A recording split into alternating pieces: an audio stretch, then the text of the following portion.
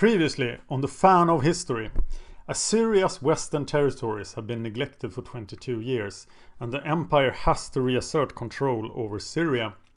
In the north, the power of Urartu is ever increasing.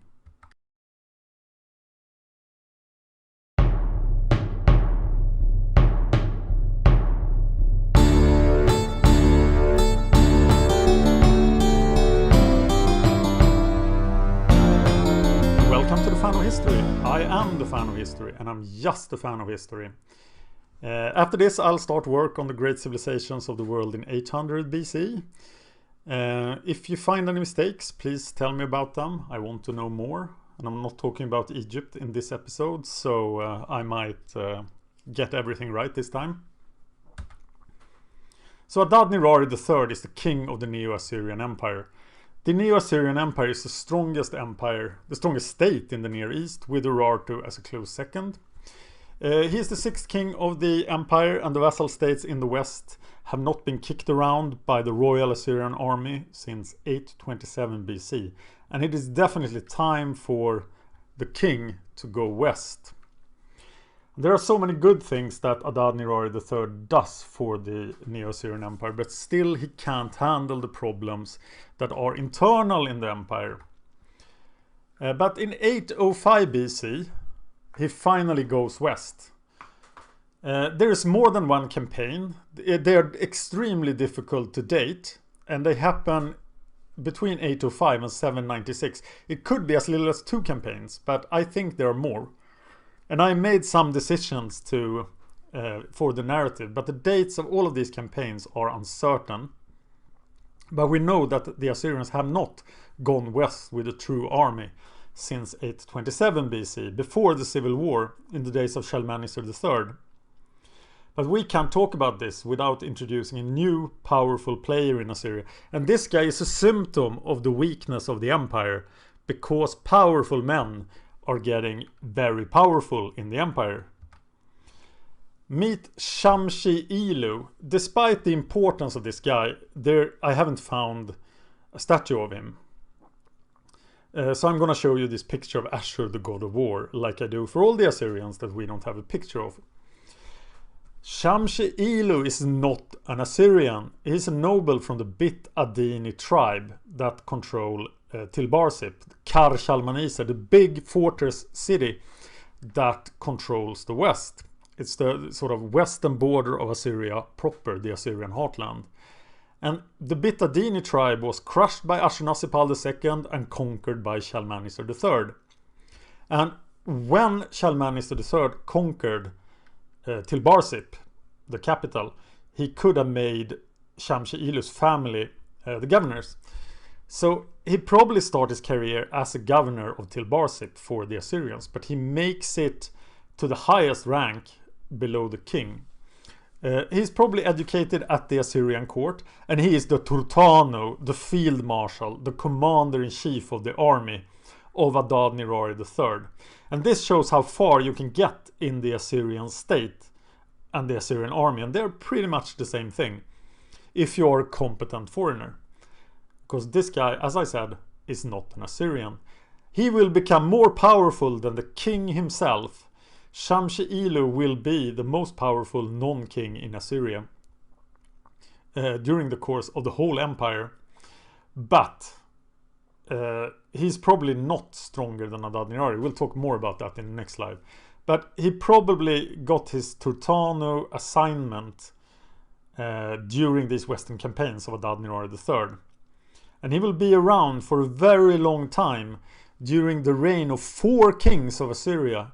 He will be around until he is brutally massacred by the Assyrian. So, here's a picture of Adad-Nirari III, and at this point, I think their relationship is more like the relationship of the earlier Turtano, Dayan-Ashur, and Shalmaneser III. That is, that Adad-Nirari III is actually the one calling the shots, and Shamshi-ilu is a loyal servant of Adad-Nirari III. Because I don't think Adad-Nirari III is a weak king, and I don't think he could openly dominate a king like Adad-Nirari III, but he will openly dominate later kings. And we'll talk a lot about Shamshi-ilu. So, Arpad is leading the anti-Assyrian movement in the west. As the royal army haven't been here for a long time, people are starting to stop paying tribute, and it's looking bad for the Assyrians. So, Arpad has rebelled before, and will do so again. This is in northern Syria. You see Karkar to the lower left on the map, where the battle was in 853 BC. And this is right in the path of the Assyrian army. It is likely that Arpad is supported by Aram Damascus to the south, and many of the neighbors of Arpad are joining this rebellion. But many of the states of the west are still loyal vassals to Assyria, and especially Hamath and Tyre are loyal still. It is quite unclear who was allied with Arpad, but we got the words of Adad-Nirari III to help us, so let him. So what really happened here, Adad-Nirari? Adad-Nirari, strong king, king of the universe, king of Assyria, son of Shamshi-Adad, king of the universe, king of Syria, son of Salmun-Asartad, king of the four quarters. I mustered my chariotry troops and armored forces and gave the order to march to the land of Haiti. I crossed the Euphrates in flood. I went down to the city of Pakanahaba, Batarchumki, son of Abirami, together with 8 kings of Hadi, who have rebelled and trusted in their strength. The awesome radiance of the god Ashur, my lord, overwhelmed them. In just 1 year I subdued the land of Haiti to its full extent.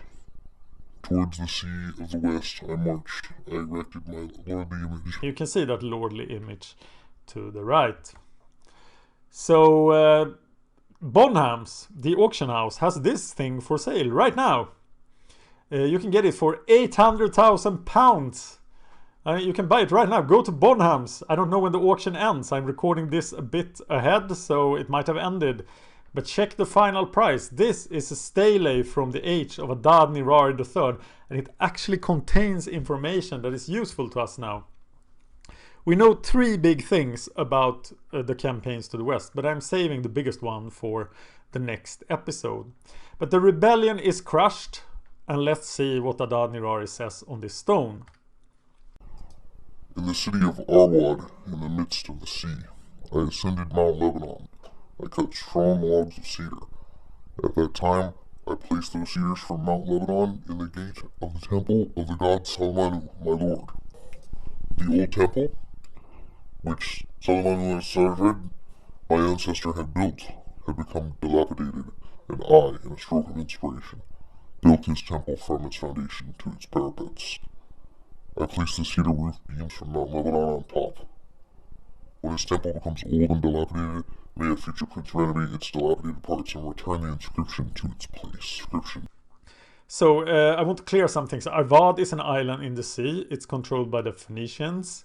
It's the one big inhabited island in Syria today. And Shalmaneser I is not Shalmaneser III, but this is a king of the Middle Assyrian Empire. And by doing this, Adad-Nirari wants to make a future Assyrian king help keep his temple in good shape. Arpad is a long pro-Assyrian Phoenician state. They helped out Shalmaneser I, but they did join the League of Kings for the Battle of Karkar, which was quite weird. This stele is not erected by Adad-Nirari III himself, but by another powerful man in the Assyrian Empire. He is Nergal-Eres, the governor of Rasapa. And Rasapa is a very central province in the Assyrian heartland. And he writes the next 25 lines on this stele that I'm not going to read to you, but it talks about how Nergal-Eres made an awesome golden sword and gave it to Adad-Nirari III because he was the most important servant of the king. So, while in Syria, Adad-Nirari makes a peace between Arpad and Hamath, and as he just crushed Arpad and Hamath was a loyal ally, this treaty is probably very good for Hamath. And Hamath is really enjoying being loyal to Assyria ever since they defected from the League of Kings back in the 840s. Carthage is around. Carthage was founded in 814 BC. And Dido, the original queen, could still be ruling unless she has committed suicide. We have very few dated events from the early years of Carthage. And Carthage will actually not return to the narrative unless I can find something before 650 BC. But it is growing. It will soon become the most important Phoenician colony. It probably is not at this time. In 800 BC, Aram Damascus, to the lower, right down at the bottom of the map, and Israel also at the bottom of the map, they fight again. Remember, they've been fighting ever since the Assyrian armies left the west. Now the Assyrians are back and they go like, wow, we'll fight again. Hazael is the king of Damascus and Jehoahaz is the king of Israel. But this time Damascus has the upper hand and Israel is losing territory. And there is a great raid of Hazael. You can see it on the map here. Damascus to the upper right. And he even reaches the city of Gath. You can find in Philistia to the lower left. And Edom and Moab to the lower middle of the map, they are probably made vassal states of Damascus. And the reason for this great raid and conquest of Moab and Edom is that Hazael wants control of the trade routes, and he gets this control. There are several destruction layers in Israel and in Philistia of this time attributed to this campaign of Hazael. And Israel is in really bad shape. They've lost territory, and they could even get conquered by Damascus. If Damascus was not around, Israel would be the most powerful state of this area.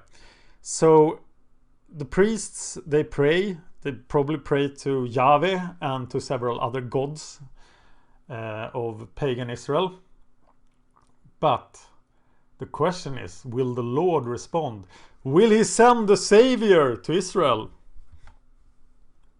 In 802 BC, Adad-Nirari III campaigns to the sea. We don't know which sea. Was it Lake Van? Probably not. Urartu would have kicked his butt. Was it to the Mediterranean? That sort of makes sense, but he had already been to the Mediterranean. Was it to the Persian Gulf to quell something in Babylonia, or was it even to the Baltic? No, I'm just kidding. He wasn't going to the Baltic, but we don't know what he means. So let's look at Europe. There is no Assyrian conquest of the Baltic. But the Villanovans are in Italy, and the Villanovans will soon become the Etruscans. I'm having a really hard time dating when this happens, and it's probably not a sharp shift. But the Villanovans are the Etruscans. In Greece, Chalcis and Old Eritrea, which is probably identical to Lefkandi, are the strongest cities. They are on the island of Euboea, and they are trading with the Phoenicians. They have a colony, Almina, in Syria. They are traveling everywhere, and this is just right before the great age of Greek colonization, but it hasn't started yet. Other important early city-states that are glorified villages at this time are Sparta, Knossos in Crete, Athens, Miletus, and Argos. And this is also the time when the first shrine is built in Corinth. So Corinth is now on the map as a powerful village state. But this will be the last time I use this picture for Europe. We have been doing this for 200 years now. We've gone all the way from 1000 BC to 800 BC. And a lot of things are attributed to 800 BC because they don't really know when it happened. And this is one of them. It will change the European map. It's the Hallstatt culture. I just read an enormous heated discussion about the spread of Celtic culture in Europe. And this is really contested and infected. The old Hallstatt Latini model is probably not correct anymore. But this is a proto-Celtic culture, not a pro-Celtic culture. But all the Celts were not from the Hallstatt culture. It's an Iron Ale culture, and it developed out of the Urnfield culture that I just showed you on this map. it's named for its type site Hallstatt, which is close to Salzburg. There are salt mines there, and there's probably wealth in this area coming out of the salt trade. Distinctive goods are spread out from this place. They use iron, and it's a culture that will spread across Europe. Their material culture, the things they have, will spread across Europe like a wildfire. But we really talk only about civilizations here, or we try to. We talk mostly about civilizations because they have recorded their history. And Hallstatt has not, because they don't have writing. It's also still very early in the Hallstatt culture. But we'll talk more about Hallstatt, rest assured. And if you want to remind me, and I'll include a link to the discussion about the spread of Celtic culture in Europe. Because this is the first year, pretty much, when you can talk about Celts. So in 801 BC, Adad-Nirari III decides to go north. He attacks Kubushkia. You see that at the bottom of the map, right next to the important Urartian city of Musasir. He accomplishes nothing. This is probably a very contested area between Urartu and Assyria, and Urartu once again come out on top. And this will mean that Shamshi-ilu, who is based in Bit Adini territory around Tilbarsip Kar-Shalmaneser, he will take on the role gradually of defending Assyria against the Urartian threat. And in a lot of senses, Shamshi-ilu is an Aramean warlord with an Assyrian royal army, which is very strange given the old relationship between the Arameans and the Assyrians. And I'm sure Ashurnasirpal II would not have approved. He massacred the Bit Adini, and now one of their guys is becoming the most important man in the Assyrian Empire. In 800 BC, this is one of those arbitrary dates, but it's counted as the end of the Greek Dark Age.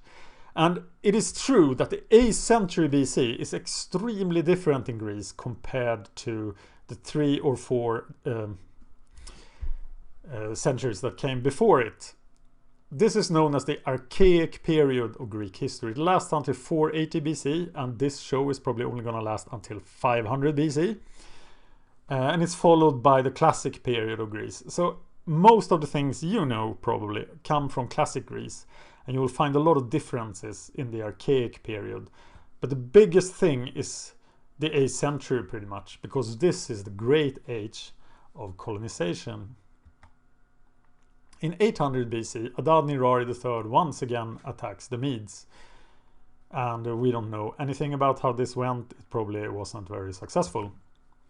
Next time, we'll talk about the great civilizations of the world in 800 BC. I will go over the entire world and point out the civilizations and the sort of important archaeological cultures as well. I'll try to cover most of those, but I will cover all of the civilizations. And you will find some new ones that you didn't find in a 900 BC video. Then I will do narrative reports every week, covering every decade in 1 to 3 shows per decade. I don't think there will be a decade with more than 3 shows, but there might be. Discuss the show with me on YouTube or on Facebook. Tell me what you like, what you don't like. Please give me feedback if I can improve something, such as my awful dialect. Check out the website fanofhistory@wordpress.com. Please subscribe, like and share these videos, because that helps me keep going. Thank you so much for watching The Fan of History.